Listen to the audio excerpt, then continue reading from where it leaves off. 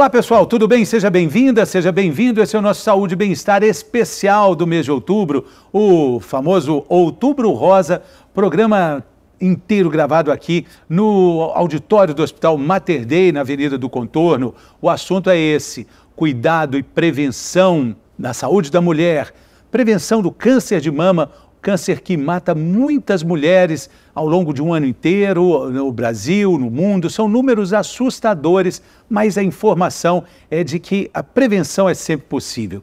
Nesse programa a gente recebe duas médicas muito especiais. Nessa atenção e no cuidado, a gente fala sobre câncer e atividade física. São duas cardiologistas, duas irmãs. A família Tavares, muito bem representada por aqui. Nós temos ali na ponta a doutora Patrícia Tavares Marcati, que é cardiologista. E aqui, mais perto de mim, a doutora Carla Tavares, coordenadora médica do Esporte e Medicina Preventiva da Rede Mater Dei. Cuida também da medicina da natação brasileira, do polo aquático, enfim. Uma família eclética. O pai de vocês deve estar muito feliz com as duas filhas médicas, né? Ele é cardiologista. Ah, tá tudo certo. A mãe também cardiologista? Não. Então, gente, estávamos aqui conversando antes e falando sobre essa relação da saúde da mulher, da prevenção do câncer de mama e da atividade física.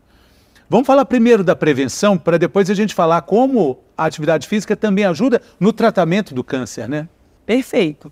Prevenção é o objetivo de todos nós cardiologistas. A gente conseguir prevenir é o que a gente sempre espera, e hoje a gente sabe que o exercício físico da forma correta, fazendo um exercício de no mínimo aí 3 vezes na semana de aeróbico, 150 minutos semanais, com mais 2 vezes de exercício de musculação, pelo menos 2 vezes na semana, para que tenha um objetivo melhor, isso pode reduzir em 25% a incidência de câncer de mama. Então, enquanto a gente fala de prevenção, a gente fala de dados robustos, ou seja, 1/4 da população poderia ser evitada de diagnóstico de câncer de mama devido à atividade física regular e periódica. Números que impressionam. Estou falando de 25% dos diagnósticos de câncer de mama que poderiam ser evitados com prática simples da atividade física, doutora.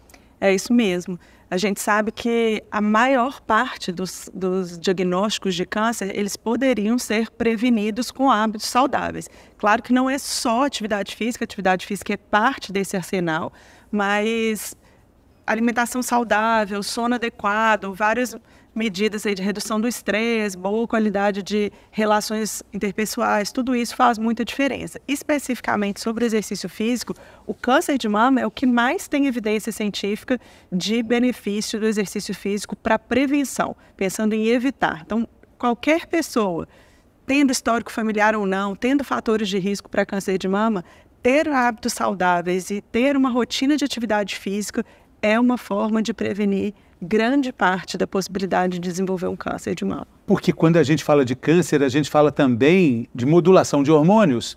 E a modulação hormonal é outra característica da atividade física, né? A regulação desses hormônios, né? Exatamente. O exercício físico, ele age de várias formas nesse processo de prevenção aí do câncer. Ele age na modulação hormonal, diminuindo a produção de estrogênio. Ele age fazendo uma modulação imunológica, então ele melhora a imunidade. Ele diminui o processo inflamatório do corpo, que também é um fator de predisposição. Além de ter outros benefícios que a gente fala como em benefícios indiretos, que são, por exemplo, no percentual de gordura corporal, né, no controle de obesidade, de doenças, de comorbidades, hipertensão, diabetes. Então, o exercício físico tem papel em tudo isso, que, no fim das contas, vai diminuir a incidência do câncer. É porque a gente entende cada vez mais que não existe um cuidado, uma saúde mental, uma saúde física, uma saúde emocional, saúde do fígado, do coração, das pernas, dos olhos. Existe uma saúde, né, que vai ser beneficiada como um todo, né?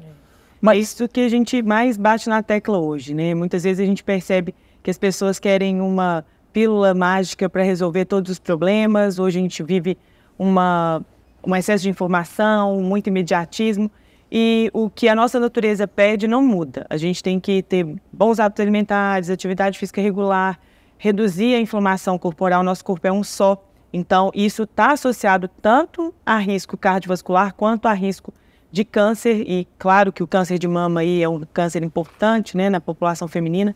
Então, o exercício físico, ele traz diversos benefícios, e eu reforço principalmente essa parte de inflamação, que cada vez é mais estudada na medicina como o ponto, o start ali de alterações de vários sistemas. Comorbidades, inclusive a obesidade. Inclusive a obesidade.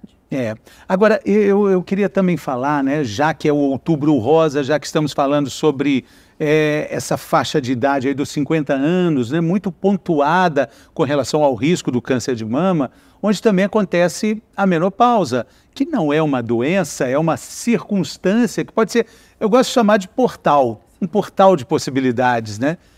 A atividade física aí nessa fase, ela não é uma questão opcional, não é, doutoras? Isso aí também é uma outra área muito estudada, e a atividade física durante o climatério e menopausa, né, e após menopausa, ele vai trazer muitos benefícios também, principalmente na redução de sintomas. Então, aqueles sintomas, fogacho, fadiga, alguns sintomas específicos, eles podem ser minimizados na pós-menopausa com o exercício físico, além de vários outros benefícios da atividade física também para essa população, porque o ganho de peso também fica mais fácil depois dessa idade. Então, a gente fazendo um exercício de força, por exemplo, a gente consegue ganhar mais músculo, melhorar o nosso metabolismo, e aí ir agindo contra, né, os efeitos ali negativos da pós-menopausa. E tem uma composição atual, né, contemporânea, que é a da longevidade, né? De fato, vamos viver mais, e essa vida além, a gente está ganhando a cada tempo mais anos de vida no nosso calendário, né? Mas ter qualidade ou não depende de escolhas boas ou não, né? Exatamente. Você falou um ponto importante, a gente tem vivido mais, tem que viver mais, né? Longevidade com qualidade.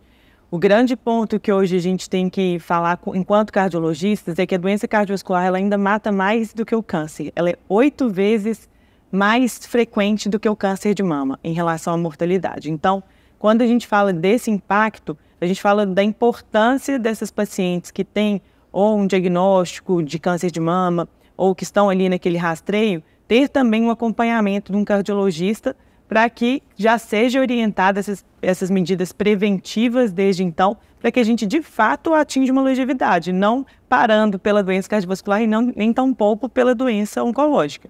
Ao longo de todos esses programas, a gente tem falado sempre sobre a questão da informação ser também um remédio poderoso, né? Existe muita confusão com relação a essa reposição na época da menopausa, mas o fato é que a mulher realmente perde uma proteção hormonal importante no coração, né, quando ela entra na menopausa. Então essa discussão, ela precisa ir além dessa questão. Não, eu não quero fazer reposição, não é essa a questão, né? Acho que isso deve ser frequente no consultório de vocês, né? Eu acho que essa parte de reposição hormonal, ela é muito bem definida hoje na literatura, que existe uma janela de oportunidade onde ela é bem indicada, mas que existem também as contraindicações. Então, a gente tem que pesar bem, essa decisão, em geral, é do ginecologista, né, junto com a mulher ali nessa fase, para definir a melhor estratégia. Mas que o benefício de uma reposição hormonal durante a janela de oportunidade adequada é muito grande.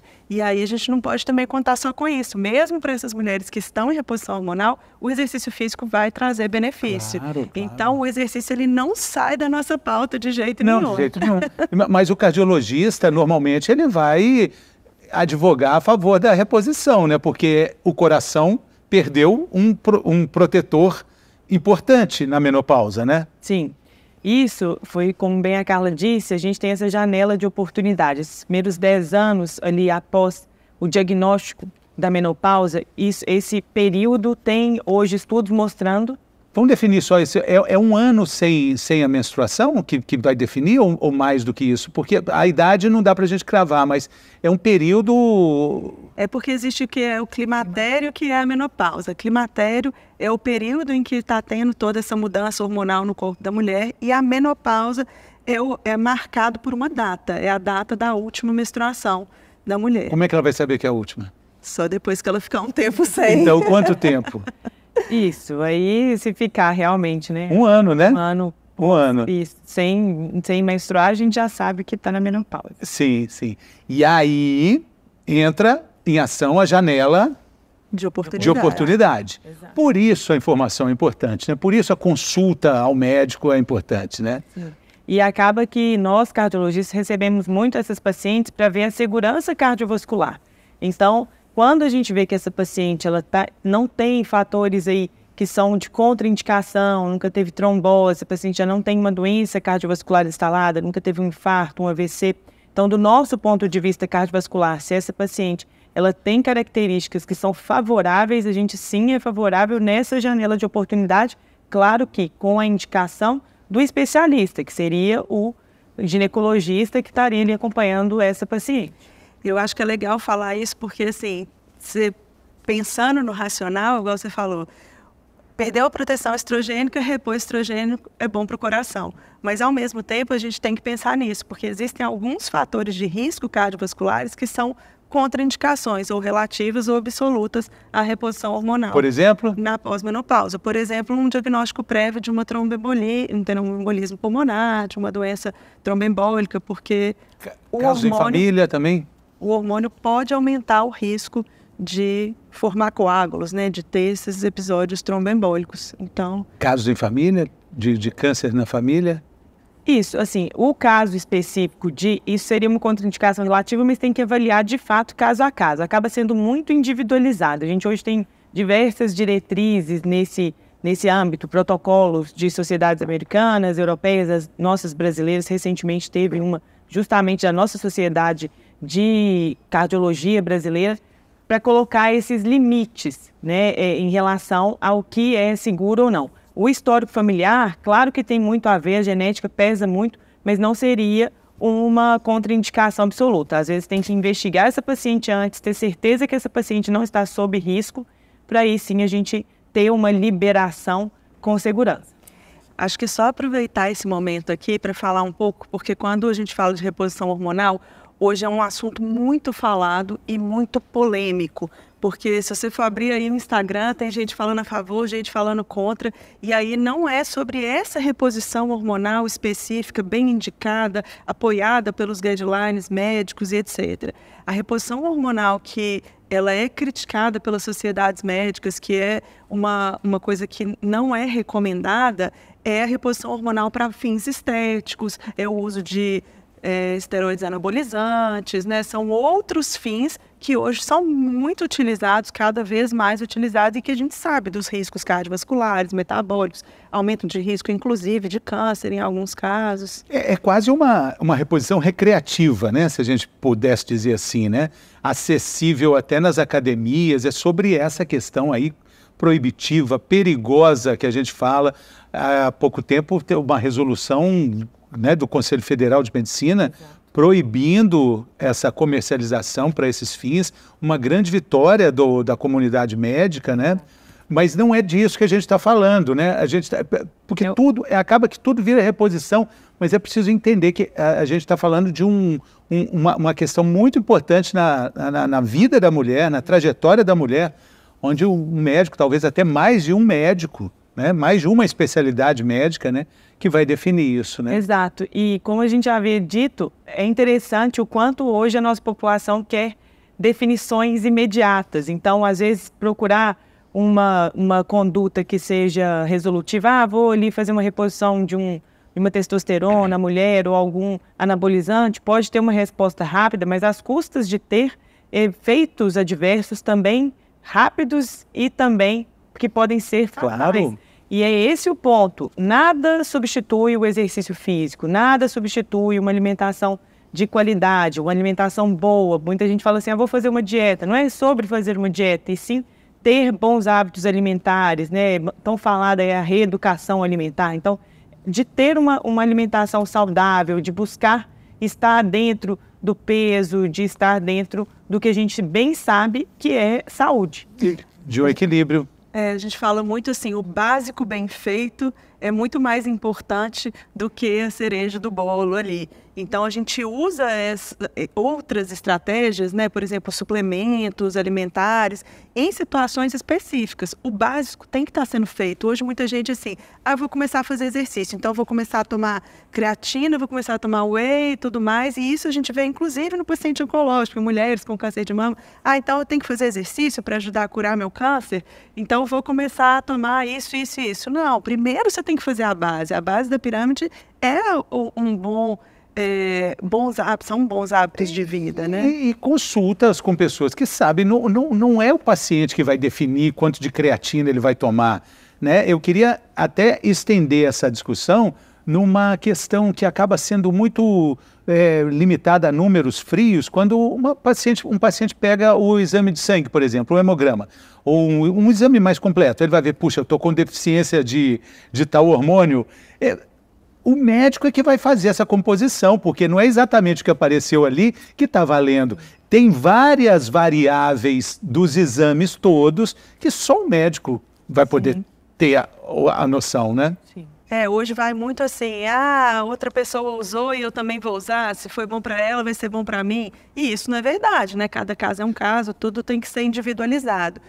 Infelizmente, hoje você comentou, né? O médico que tem que interpretar, o médico que tem que analisar. Mas hoje a gente tem visto, inclusive, médicos pedindo, por exemplo, testosterona para a mulher, dosando testosterona para todas as mulheres, aí, sem uma indicação específica, e repondo testosterona para essas mulheres, o que pode trazer aumento de risco. E não, assim, vai trazer um benefício imediato ali? Vai, é aquilo que a Patrícia falou, né? Assim, o imediato ali vai ser ótimo. Mas e depois? Às custas de quê? Quais as consequências que isso vai sofrer? Então, acho que isso também é muito importante. Todo mundo, essa informação chegar para todos, para ter uma visão crítica. Na hora que você chega no seu médico também e ele fala, sua testosterona está baixa. Mas mulher não tem que ter testosterona baixa mesmo? Porque é verdade, a nossa testosterona é baixa. A natureza é tão sábia, né? E a dosagem dos hormônios, ela é tão milimétrica, ela é tão cirúrgica, ela é tão pequena, ela é tão silenciosa muitas vezes, que já é um grande recado para que a gente entenda como é que funciona o nosso corpo, né? Um recado quase divino, né? Sim. E a gente quer enfiar mais coisa, quer repor, quer entender tudo isso. Mas eu queria também chegar num ponto, olha só, números que são assustadores para vocês, que são preconizadoras da atividade física, né? O Brasil é o país mais sedentário da América Latina. A revista Lancet, uma das mais prestigiadas do mundo, 49% da população brasileira inativa, abaixo dos 150 minutos semanais, né? A gente está entre os 10 países mais sedentários do mundo. Um país tropical como o nosso, com praia, tudo bem, nós temos Guarapari, né? Nós não temos praias em Minas, mas a gente tem a Serra do Curral para subir e descer. Imagina, não dá para entender como é que a gente pode ser tão inativo, doutoras? Eu acho que assim, fazer exercício é uma coisa que muitas vezes as pessoas complicam e é muito fácil. Todo mundo tem acesso a fazer exercício. Você sai na rua e caminhar e fazer exercício. Você não precisa comprar um tênis, você não precisa ter uma roupa específica. Qualquer movimento conta quando a gente fala de prevenção, de exercício para a saúde. Né? Então, claro que existem as diretrizes específicas do que a gente sabe que traz mais benefício, né? Como a gente pode individualizar para tirar o máximo daquele exercício ali, mas qualquer coisa que fizer, o mínimo que você fica sentado, o mínimo que você fica num comportamento sedentário, isso já faz diferença. E esses dados sobre o sedentarismo, eles são muito preocupantes porque a gente sabe que as duas coisas que mais matam são câncer e doenças cardiovasculares. E o sedentarismo, ele é colocado como causador em torno aí de 20% dos cânceres, e a inatividade física, né, o sedentarismo, também conta com em torno aí de 30% das doenças cardiovasculares. Então, ser sedentário aumenta o seu risco em 20% de ter câncer e em 30% de ter doença cardiovascular. É muita coisa. Então, você não pode deixar isso acontecer. Então, o exercício físico, ele tem que fazer parte da rotina de todas as pessoas. E hoje no Brasil, como foi bem dito aí, a gente tem um índice alto, mas acho que isso, a nossa população é uma população que tem muito esse objetivo de respostas rápidas, de querer resolver e ali num contexto muito imediato. E cada vez mais a gente entende que a nossa conexão tem que ser com a natureza, nós somos seres da natureza. Então, a gente tem que entender o nosso ciclo circadiano, os médicos, nós temos uma falha grande. Muitas vezes, na consulta, a gente quer mais ali, vamos ver ali um exame, vamos resolver aquele problema pontual, uma queixa pontual, e muitas vezes a queixa de uma paciente até ali, né, a gente está falando de câncer de mama, às vezes até para um diagnóstico de um câncer de mama, às vezes é uma fadiga, um cansaço que é tão comum no nosso dia a dia aí, e se a gente tem boas estratégias de orientação, de ganhar um tempo durante a consulta, né, não é perder o tempo durante a consulta, colocando estratégias de fato que vão modificar aquela programação de exercício físico. Hoje a gente fala muito isso nos nossos congressos médicos, que antes era somente orientado para o paciente, você tem que fazer exercício físico e fazer uma dieta saudável. Isso o paciente entende, ele já sabe, porém para colocar isso em prática é difícil, mas se o médico convida ali o paciente a entender, quando que você consegue começar a fazer o exercício físico? Vamos tentar pensar? Se você começar com um exercício, como a Carla propriamente disse, se você começar com o exercício de uma caminhada, 30 minutos, 5 vezes na semana, daria 150 minutos semanais. Isso já vai ser suficiente para você trazer benefícios em diversas áreas de prevenção. A mesma coisa com exercício resistido, né, de musculação, pelo menos 2 vezes na semana, fazer esse exercício. Alguém já te falou que musculação é chato?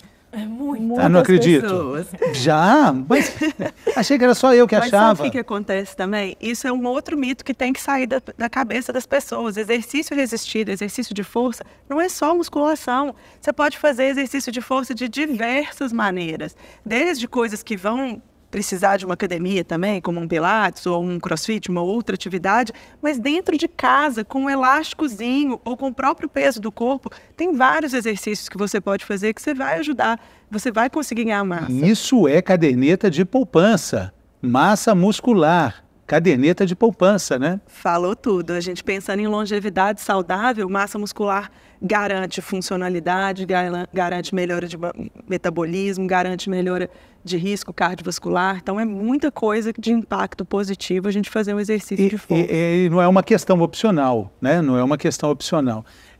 Agora, outra pergunta muito frequente. Tá bom, mas qual é a melhor atividade física? Nossa, essa pergunta aí vocês nunca ouviram, hein? Essa não. Isso também é bem interessante, porque muitas pessoas dizem, não, mas eu não faço exercício porque me falaram que corrida que é o melhor, que é o que perde peso, então eu não estou fazendo nada. E não é isso. O melhor exercício físico é o exercício que você vai aderir. É o que você vai gostar, é o que você vai conseguir fazer, é o que você vai conseguir incluir na sua rotina. O tempo, cada vez mais os estudos têm mostrado para a gente também, que não precisa ser 1 hora seguida, 3 vezes por semana, ou 30 minutos seguidos, 5 vezes. A gente já viu, são 150 minutos por semana. É muito. Experimenta ter só 150 minutos de celular e internet por semana. Você vê como é pouco, né? Ninguém dá conta. Ninguém aguenta. Mas é isso. Então, assim, a gente consegue colocar. E aí, a atividade física, o que é importante é a gente tentar mesclar a atividade predominantemente aeróbica com o exercício de força, de flexibilidade, para a gente ganhar tudo que o exercício pode dar para a gente. Aeróbica, vamos explicar. Porque a gente está no beabá. Então, a aeróbica é... O exercício aeróbico é aquele que utiliza mais a musculatura, que a musculatura tem um maior gasto energético, onde a gente vai ter uma melhora de capacidade cardiorrespiratória realizando. Vai suar menos. Vai suar mais. Vai suar mais. E aí alguns exemplos são, por exemplo, a corrida, a natação, a dança, né? São vários exercícios que são predominantemente aeróbicos, que você vai utilizar o sistema cardiovascular ali para poder ganhar benefícios com ele. Né, a sua resistência física, a sua aptidão ali da respiração como um todo. Esse é o exercício aeróbico. E o exercício de força é o exercício que a gente fala predominantemente estático. Ele é o exercício que ele vai usar menos, aumentar menos o diâmetro das fibras musculares, mas vai gerar microlesões ali e vai aumentar ou fortalecer aquele músculo. Então, é o exercício resistido que vai levar a gente a fortalecer a nossa musculatura, aumentar a nossa massa muscular. É a musculação. Musculação ou outros exercícios, não só musculação. Outra pergunta também muito pouco frequente. Que horário é melhor fazer atividade física? Essa é uma boa pergunta. Falei sobre o ciclo circadiano. Quando a gente vai conectar, né, com o nosso meio, a produção hormonal, a gente sabe que o horário da manhã é um horário importante ali, em torno de 6 horas até 8 horas da manhã, que a gente tem produção de alguns hormônios que ajudam, inclusive, a gente a ter uma melhor capacidade de exercitar, e também no fim, ali, em torno de 16 horas, né, no fim da tarde, também é um bom horário de exercitar quando a gente fala da fisiologia do organismo. Porém, o melhor horário de se exercitar é o melhor horário que cabe no seu dia a dia. Então, se vai ser à tarde, à noite, pela manhã, isso não tem um horário definido. O que a pessoa conseguir fazer com regularidade, sim, é o melhor. A gente está bem dizendo aí, né, puxando um pouco de novo para o câncer de mama, é tão interessante, eu trabalho hoje dentro do setor da oncologia, né, eu trabalho com pacientes em tratamento do câncer em si e ainda conto com o auxílio aqui de uma médica do esporte bem ao lado no seu ambulatório. A gente tem que individualizar caso a caso, às vezes a gente fica com essa questão, qual horário, qual exercício, como vai fazer... Não, mas às vezes a paciente está num tratamento oncológico, a gente tem que individualizar para aquele momento que ela está vivendo, ela tem quimioterapia, ela tem um tratamento mais complexo a ser feito, tem dias que ela está com uma fadiga, tem dias que ela não teve uma febre. Como é que é isso? Tem que fazer exercício a todo custo? Não. A gente tem que estar muito bem alinhada com o paciente quando é, de fato, o momento dela fazer o exercício para trazer benefício acima de tudo. A gente indica o exercício físico.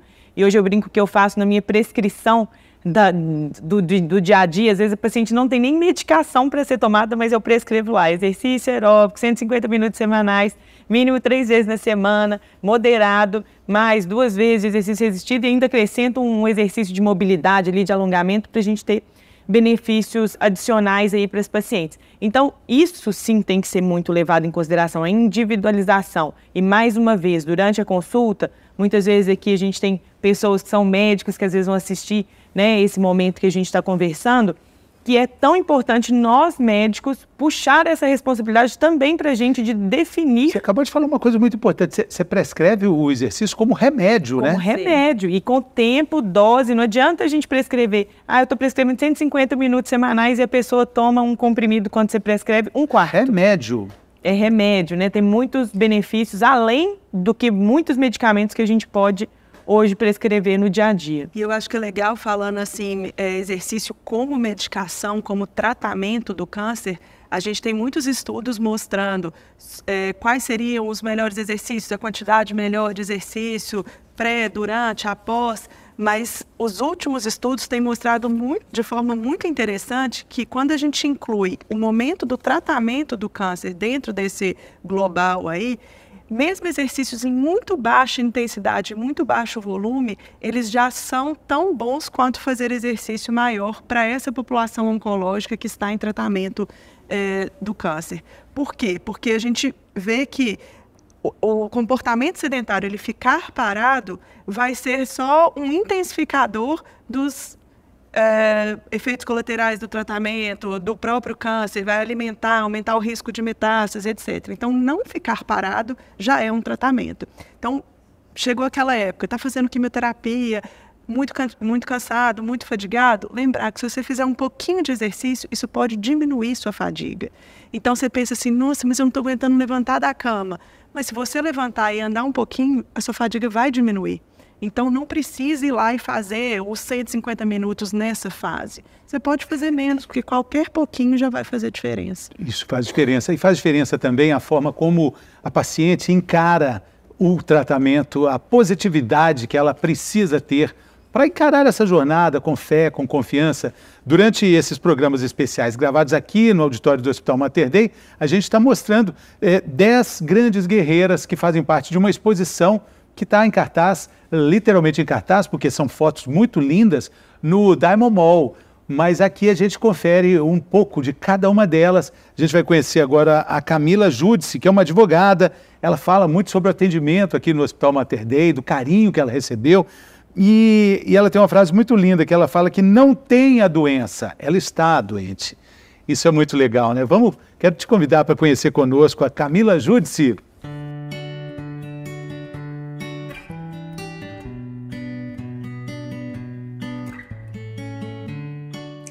Meu nome é Camila, eu tenho 39 anos, sou advogada e eu recebi o diagnóstico de câncer de mama triplo negativo no dia 20 de maio de 2024. Eu acho assim, sem minha rede de apoio, eu não estaria conseguindo passar por esse processo, por esse desafio. Minha rede de apoio, assim, é maravilhosa, eu sou muito privilegiada. Assim, primeiramente, né, Deus que tem me sustentado, praticamente me carregado no colo durante esse processo. E aí vem meus pais, meus irmãos, meu marido também, que tem me dado um apoio, assim, surpreendente. Meus amigos, que assim, eu não esperava nada menos, mas assim, dando apoio, participando, sabe? E eu não posso deixar também de agradecer ao Mater Dei mesmo, aos profissionais que têm me inspirado a fazer as coisas melhores para os outros, assim. Desde da portaria, da recepção, os médicos, assim, maravilhosos, sabe? Muito humanos, as enfermeiras. Então, assim, eu falo que eu sou muito privilegiada porque Deus só tem colocado anjos no meu caminho. Isso facilita muito o tratamento, né? A gente consegue levar o tratamento de forma mais leve, mais alegre. Quando a gente recebe o diagnóstico, a gente fica bem um medo, né? No primeiro momento. Medo da morte, a gente não sabe o que nos espera. Então eu acho assim, que primeiro a gente recebe a notícia, tem o baque, mas depois a gente tem que entender que a gente não é a doença, a gente está doente.